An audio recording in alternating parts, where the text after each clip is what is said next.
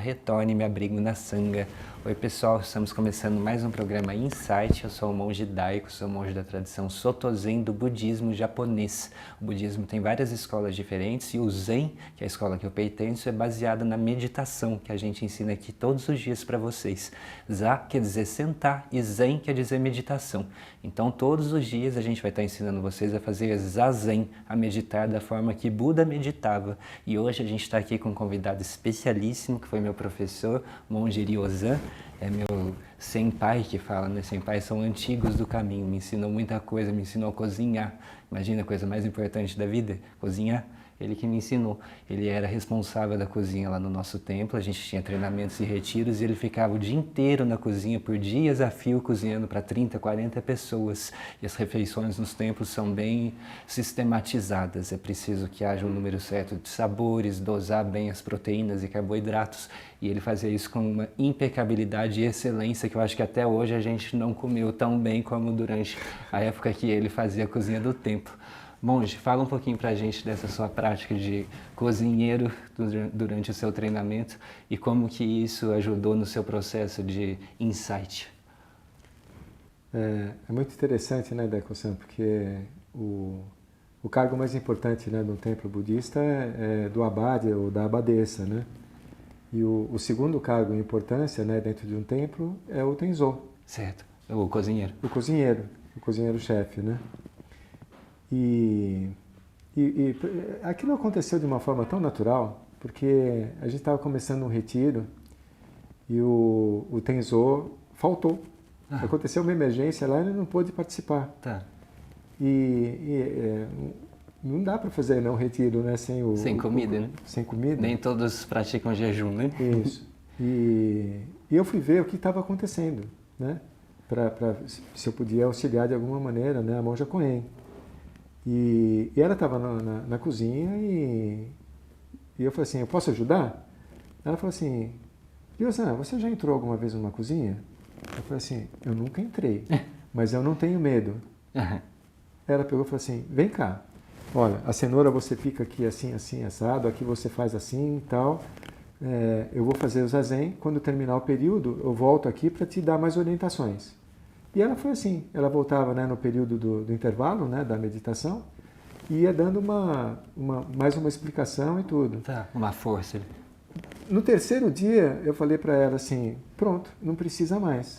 É mesmo? Vamos ver. E você não tinha experiência de cozinha? Não, experiência nenhuma. Afinidade imediata.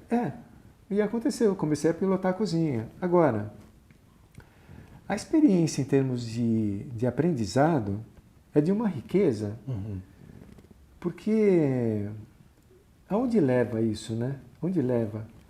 Ele leva a uma coisa muito curiosa. A gente aprende a lidar com todos os ingredientes da vida e de lá fazer uma refeição. Certo. Que aquilo possa se tornar um alimento, né? Então, a gente, por exemplo, recebe doações, né?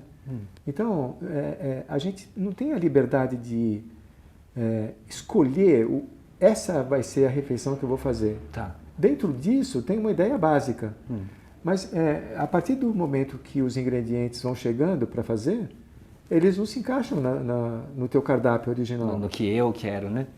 E lá tem um alimento, né, que está correndo o risco de estragar, que está na geladeira, que precisa ser utilizado. Tá. Então, quem vai dizendo o cardápio são as circunstâncias. É a vida. É a vida. É a vida.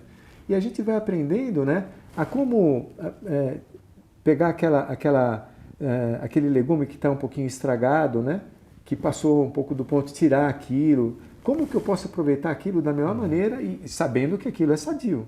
Certo. Porque a alimentação, né, dentro de um retiro precisa ser muito sadia. Claro. Né? A gente sabe disso. Sim. E fazer o equilíbrio, né, de cores, vitaminas, proteínas. Os 6 sabores, né? Os 6 sabores. Você sabe quais a são os 6 sabores? apresentação. Neutro. Né? É dito no budismo que cada refeição, para ser completa, é preciso que tenha 6 sabores, de modo que a gente fique com as papilas gustativas bem satisfeitas.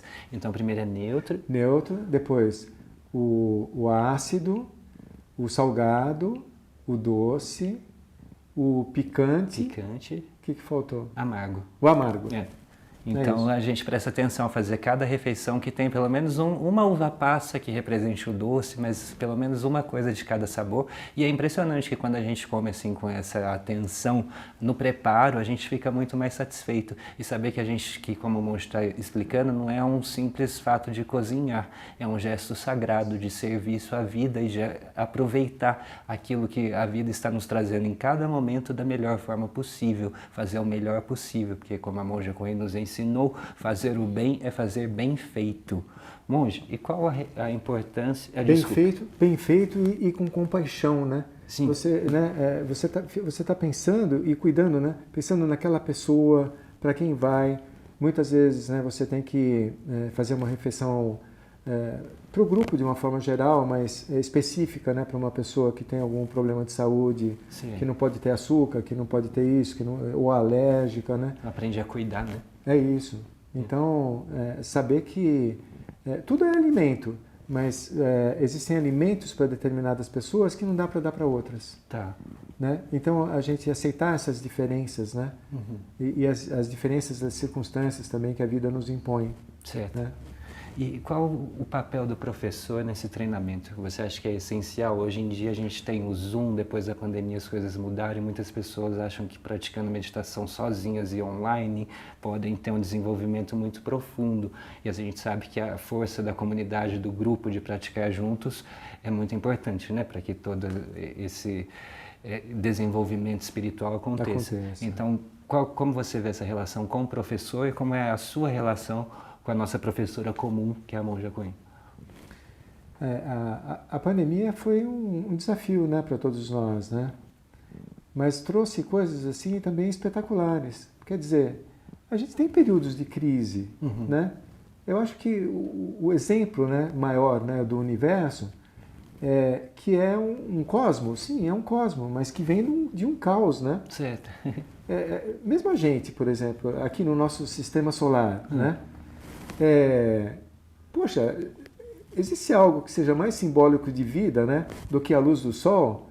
E quando a gente está falando de alimento, né, todo o alimento que a gente vai fazer, a energia vem da ligação do sol, da energia do sol na fotossíntese, né, onde a planta faz a fotossíntese e fabrica a folha, a raiz, tudo, né, com energia solar. É como se a gente comesse esse pedacinho de estrela, né? É isso. E nós somos todos os elementos, né, que nós somos formados, um dia esteve no coração de uma estrela. Pois então, a gente é cósmico, né? A gente é cósmico, né? Não tem como não ser, né? Não é? E a gente esquece, né? Fica achando que eu sou o Daico ou que eu sou o personagem do dia a dia e perco de vista esse grande eu, né? Que é o nosso eu maior. Então, a aceitação, né, de um buraco negro que é o centro de gravidade de uma galáxia. Poxa, né? O nosso Sol, que eu comecei a falar, né, símbolo de vida, mas você conhece algo tão mortal ou mais mortal do que o Sol? Exatamente. Não dá nem para querer chegar perto. Nem longe, né? Nem longe. Aqui a gente já tem que passar loção solar, né? Não é? Protetor solar. E sem ele a vida seria impossível, né? Exatamente. Então assim é a vida, assim são as diferentes pessoas, né? Uma pessoa que é um sol, né? E que a gente precisa saber aproveitar. O que é uma pessoa que se torna um sol? Uma pessoa iluminada, o que isso quer dizer? É uma pessoa que está a serviço, né? O sol, ele irradia para todas as direções. Tá. O sol não vem só para a luz do sol, não vem só para o planeta Terra. É verdade. Né? Então, é uma esfera, né? Não é nem um círculo, né? É uma bola, né? Olha, se tem uma descoberta que, assim, para mim foi completamente espantosa, é assim, tem um cálculo que ele é feito que você avalia com uma margem de erro que você sabe qual que é, como resultado de uma eleição. E se você somar toda a energia que a humanidade já colocou em jogo desde da caverna lá, desde que surgiu, né, o ser humano, né, aqui no planeta, foi utilizando energia, fogo, tal, energia nuclear, tudo isso, né, até hoje. Se você somar toda essa energia comparado com a energia do Sol, quanto tempo que você acha que o Sol produz toda a energia que a humanidade já utilizou? Nossa, minutos? Sabe quanto que é? Menos de um segundo. Nossa. Em um Que segundo, está emitindo o tempo inteiro. toda a energia que o ser humano já usou. E aqui a gente precisa aprender a desligar a luz para sair da sala, né? Pois é. Para economizar. E tem gente que fica na cama com preguiça, não é? E com toda essa energia disponível aí para viver. É isso. Então é o exercício, né? De você costurar os retalhos da vida, né? Esse símbolo aqui, né? Costurar os retalhos da vida para fazer um manto de Buda, né? Para se colocar a serviço dos demais. Tá. Então a pessoa iluminada é aquela que serve aos outros, né? Que é capaz de sair do seu eu individual e perceber essa integração cósmica, né? Que nós e as estrelas somos um. Que tudo é a vida do universo. Maravilhoso. Muito obrigado. Então agora a gente vai chamar um recadinho e depois eu vou conversar mais com o Monge Ryozan. Pessoal, vou mostrar para vocês esse livro, é uma joia, acabou de sair, acabou de ser publicado, é da Monja Coen, que alguns de vocês conhecem, ela é a minha professora, chama Que Sementes Você Está Regando. É um livro que ela escreveu depois de 40 anos de prática monástica, 40 anos em inúmeros templos, estudando, praticando e ensinando inúmeras pessoas, então condensando essa sabedoria. E aqui ela fala que na nossa vida a gente tem inúmeras sementes de amor, de tristeza, de alegria, de compaixão, de raiva. E essas sementes, dependendo daquilo que a gente for regar, do que a gente estimular com as nossas ações e pensamentos, é aquilo que vai florescer na nossa vida. Então essa reflexão, que sementes você está regando? São sementes do bem? E além disso, eu queria chamar vocês para enviarem suas perguntas que eu vou estar respondendo aqui de qualquer assunto, de budismo, de meditação, de mente, da vida. Então vocês podem enviar aqui no endereço no WhatsApp que está aparecendo aqui embaixo e ao longo das próximas semanas a gente vai selecionar as perguntas e eu vou estar respondendo no ar. Então voltamos aqui com o Monge Ryozan, ele é monge também da tradição Soto Zen, meu irmão mais velho, meu professor do Dharma. Monge, conta pra gente um pouquinho o que você tem feito ultimamente, e eu sei que você é muito engajado no diálogo interreligioso, então são duas perguntas em uma. Como que tem sido sua agenda, suas atividades atuais, e como que é essa história de diálogo interreligioso? Então, eu acho que as duas maiores áreas, né, de atuação na minha vida, assim, em termos sociais, né, está no diálogo interreligioso, está muito ligado também à saúde e espiritualidade, né? O diálogo interreligioso, ele é uma maravilha porque ele pacifica a sociedade, né? No sentido de que nós começamos a perceber que não é a nossa religião a melhor, não é uma religião, né, a que salva. São caminhos, e cada um desses caminhos, né, em se tratando, né, de uma determinada religião específica, com seus meios expedientes, com seus meios hábeis próprios, para fazer aquela pessoa chegar a olhar a única coisa que existe, que é comum a todos. A vida. A vida. A vida. É isso. Então, a gente começa a acolher e a entender como que aquele mestre, né, que fundou aquela determinada religião, percebe, né, o caminho para levar uma pessoa. É um meio pedagógico. Tá, que a gente chama meios hábeis, né? Meios hábeis. Porque a verdade em si, ela não pode ser expressa em palavras. Tá. Ela é inefável. Ela é inefável. Se ela pudesse ser expressa em palavras, ela estaria num livro, essa verdade. Não precisaria de uma prática. E bastaria ler para se tornar sábio, né? Sim. E a coisa é o oposto, né? Porque não é pelo fato de ser inefável que ela não possa ser plenamente vivenciável. Tá. Porque ela é o óbvio. Ela está escondida no óbvio, né? Porque as coisas são como são. É como é. Assim como é, as coisas são como são. Então, se a verdade ela não estivesse presente, ninguém poderia nunca acessá-la. Né? Nesse plano... A gente não entender nada da vida, né? Da vida, nunca. Né?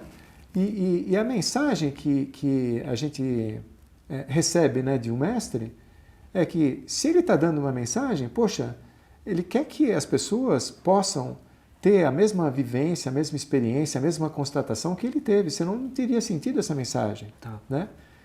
Ele não vai dizer assim, não, é possível para mim, mas para vocês, réis mortais, não. Não é. Façam, porque é possível. A todos os seres. Sim, e aqui e agora. Certo. Né? Não é numa vida especial, em outra encarnação, né? Sim, é como, por exemplo, o professor de matemática, ele não vê a hora de entregar para o aluno né?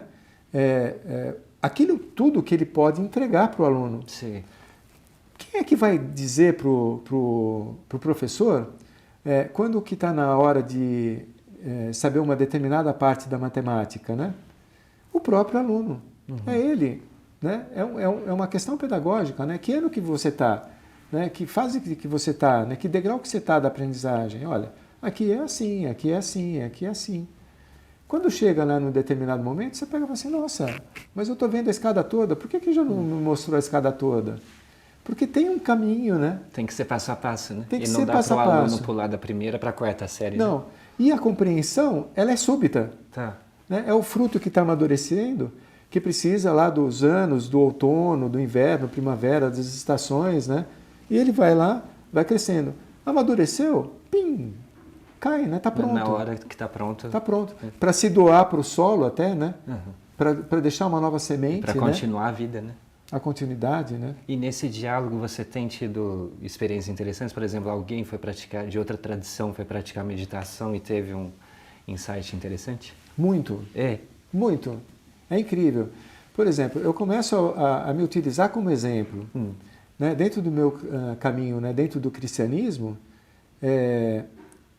num determinado momento eu sinto um entojamento pelo cristianismo. Né? E vou procurando novos ares.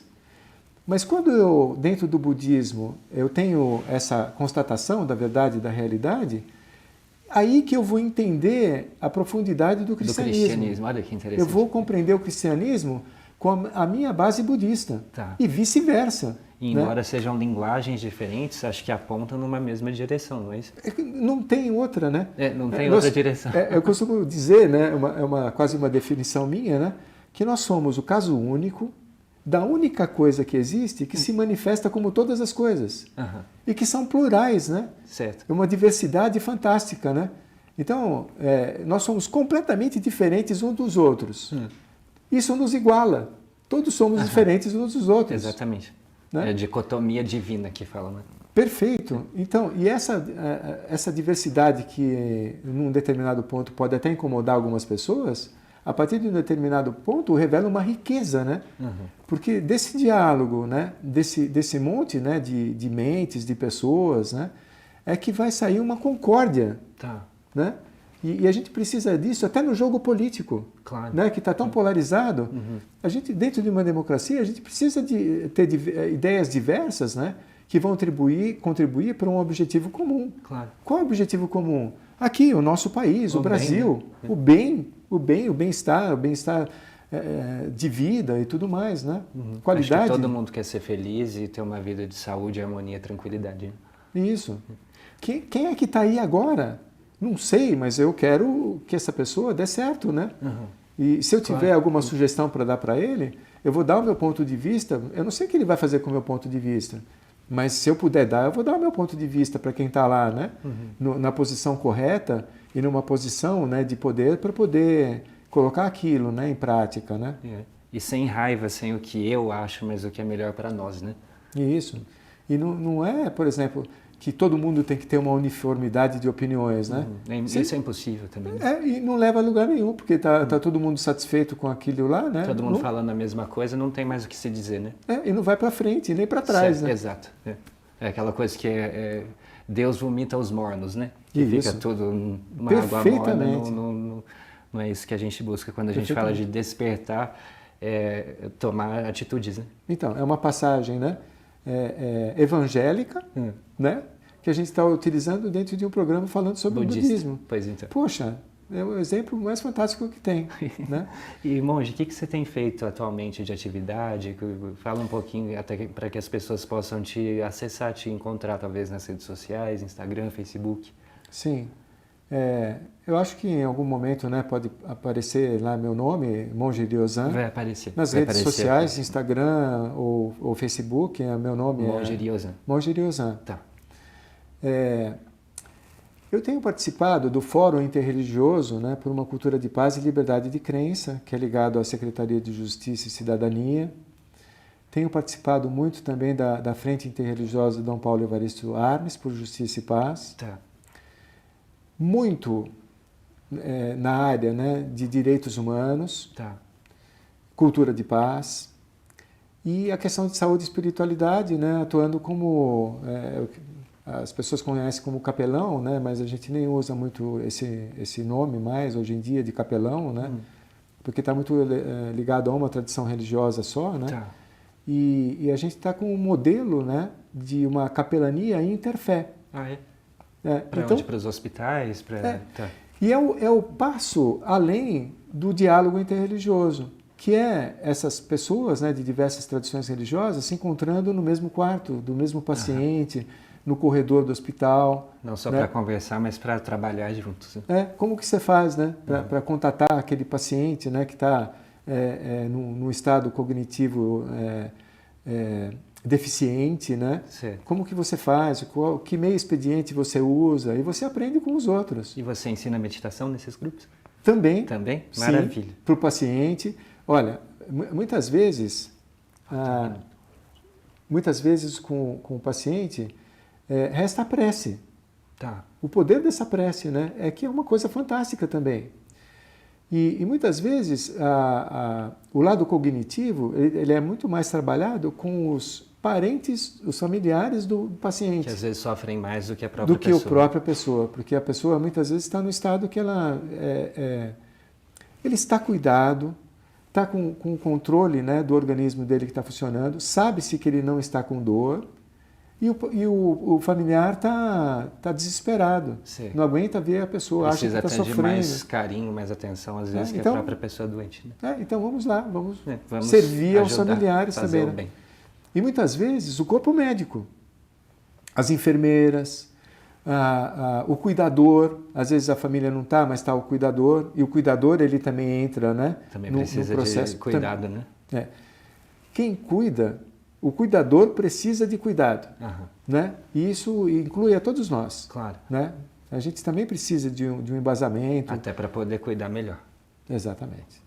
Pessoal, então agora ele vai mostrar através de mim como fazer zazen, que é a base da nossa prática. Então primeiro a gente se coloca numa postura adequada, com a base estável. Pode fazer um balanço com a coluna para achar o nosso eixo de equilíbrio, e eu vou posicionar as mãos no mudra cósmico, que é uma posição que a gente fala que o cosmos está nas nossas mãos e nossas mãos, nossas vidas estão no cosmos. Então como que a gente segura, como que a gente cuida? E tem uma frase que eu sei que o monge Ryozan gosta muito, que é o seguinte: nós já somos o que queremos nos tornar. Monge, a gente está chegando ao fim do nosso programa, temos 2 minutos, então eu vou pedir para nesses 2 minutos você fechar com essa sua frase de ouro. E o que isso quer dizer? Nós já somos o que queremos nos tornar. Enquanto isso, eu vou ficar aqui na postura de meditação, que é o que a gente estimula e ensina vocês a fazerem em casa, a ficar nessa postura física, que vai nos levar numa postura mental de autoobservação, sabedoria e autoconhecimento. A verdade está presente, está diante de nós. Ela está tanto externamente quanto internamente. Jung ele dizia, né, se a gente olha para o externo, a nossa atenção se divide, né, com essa diversidade de coisas. E quando a gente olha para o nosso interior, isso vai para um foco único. Né?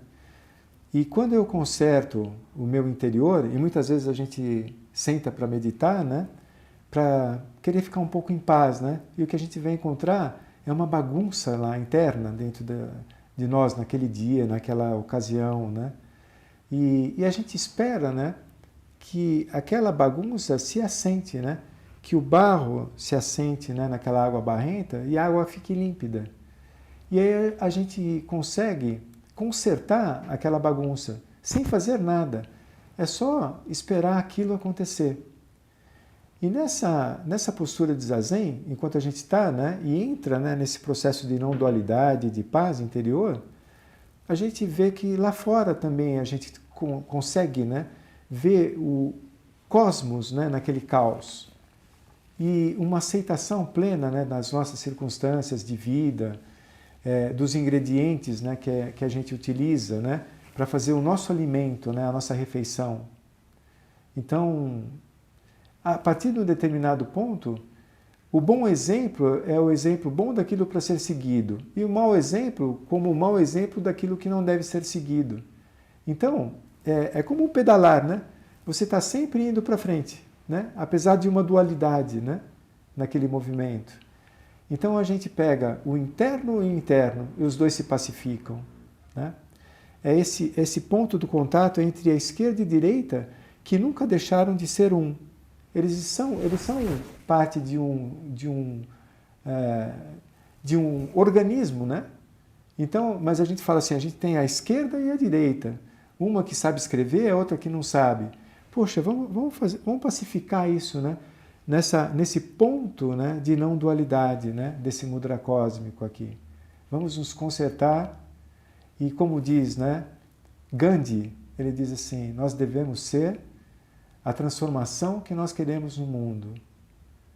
E nem é preciso falar muito.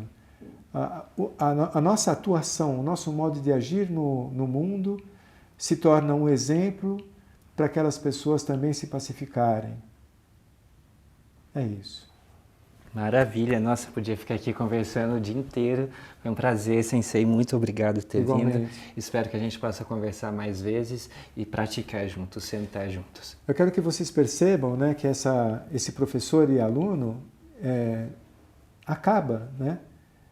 Quanto eu aprendi, né, com o Daiko-san, eu acho que algumas coisas também eu passei para ele, para vocês, e que isso possa estar numa rede, né, de auxílio mútuo, né? A monja Koen Roshi, né, ela costuma dizer assim que quando a gente pega uma pontinha da rede, né, e a gente sacode, a rede toda balança. E a gente pode ser, né, essa ação no mundo. Pro bem. De todos. Sempre. E o nosso também. Claro, porque quando a gente cuida de tudo, a gente está incluído, né? Perfeitamente. Muito obrigado.